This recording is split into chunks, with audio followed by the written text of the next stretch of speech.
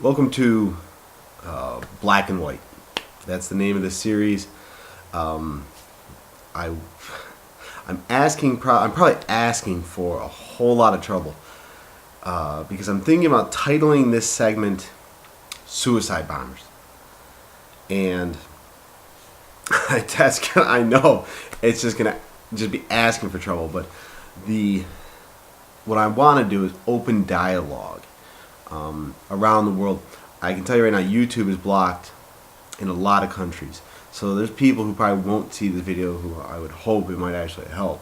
Um, there is the question I have is that if somebody truly believes, and it's almost well, actually, first let me just state this: I truly 100% believe in what the idea Gandhi set forth, that there's many things in this world worth dying for. There's nothing worth killing for.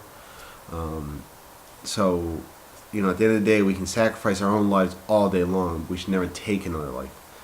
And actually, I think that just makes my point. My personal opinion is that these people who believe in or convince others to, I mean, how do you look at it? If you are of the mindset, I'm trying to ask the question: how do you justify within yourself the mindset that it's okay to go out and commit suicide for a greater goal than your own, obviously your own well-being, but at the same time you're willing to take those lives? The basic principle in every religion is to be the best you can be and to help society as best you can. So there's such a fundamental disconnect on those basic grounds that what we need to look at, the only possible question we can have, the only possible rationale for someone willing to not only commit suicide but to kill others in the process, would be the military point of view. That is, if you're a soldier, you go out and fight. You may die, but your goal is simply to win this battle. And you will have to kill people in order to win that battle. Or you may have to kill people. And so they push that. It's obviously much easier to justify when it's a war situation and one side has a gray uniform and one side has a blue uniform, and all you have to do is point and shoot at gray things. That's and it's war, and you're a soldier, and everybody has that same type of understanding. When you look at it in the more socialized context, where this is more of an ideological war, and there are no troops on the ground, or even when there are troops on the ground, and you're fighting that battle, are you attacking civilians, not soldiers? And so how is that justified or rationalized? And does that military perspective add into and bolster that type of idea? I mean, I'm against war. I mean, that's pretty simple. But that question, I asked myself that question, and I said to myself, at first, I said, look, you look at like Jesus. We teach people Jesus made this ultimate sacrifice. He gave himself up for a greater good, a greater cause. You look at Martin Luther King. He was assassinated. He died for this greater cause. We look at throughout history these people, whether they wanted to be martyrs or not, they became martyrs. And all these people, they went out and they died and they gave themselves and they put their lives on the line for a greater goal. And so we teach people that to aspire to that. And then you get that military type of view that says, hey, we have to take out the enemy.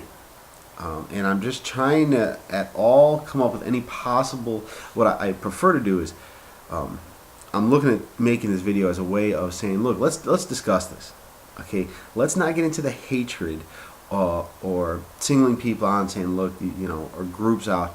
Let's just say, look, What is the rationale, and how is it we prevent that rationale from becoming part of a society? How do we solve the issue of people being manipulated into not only giving their life for a greater goal, which is good, but at the same time taking their lives, which is bad? Okay, how, we shouldn't have to reconcile those two principles, but how is it we discuss this in a way to change that mentality? It is the only way to do it to eliminate war. Can you set rules in war? I mean, if you look at the situations in South America, Central America, South America, Southeast Asia, Africa, Western Africa, Eastern Africa. I mean, you look at all around the world, and you see in war, you see rape, murder. You see just the destruction of property. You see people doing things for no reason. I mean, for propaganda reasons, for psychological warfare reasons, and civilians die every single day in war. There's a tragedy. Now, I mean, I don't know when it was. I think it was like five young Afghanistan boys. I think were in a UN. It might have been a UN attack. I don't remember. But it's a tragedy. Okay, if you look at Palestine, look at Israel. Civilians die there every day. Whether it's lack of medical attention, lack of basic, food and water. If you look at Africa, you look at the level of rape that occurs. I mean, it's just insanity. And so, in that situation, how is it we can try and solve these issues? And it's not going to come from crazy extremist ideas. So I mean, we can push those aside. But as rational people, part of society, how do we say we're not going to tolerate this anymore? And how do we educate people to say, look, these ideas that it's okay. How do we justify as a society? It's okay to go out and kill in war, but it's not okay to go out and kill when you believe you're in a war. I mean, that's the basic issue. I mean, normal people say, look, you can't go around killing civilians. But that's what happens in war. And so, again, I'm trying to justify, I'm not trying to get animated here, but I'm trying to see how it is that we can convince people that at no time should we ever take another human life. And as long as the death penalty is there, as long as we promote war, as long as we do these things that say, look, it's okay to take a human life, how is it we can move forward? What are the solutions? And so, again, here's the questions that I'm asking. I'm asking these questions. This whole series is about these ethical, political, philosophical issues we have to deal with as a society, regardless of race, religion, color, creed, sex, whatever. We all face these issues on a daily basis, because at any time, any extremist could go and shoot politicians. They could go blow something up. They could do all sorts of crazy things. How do we solve that problem?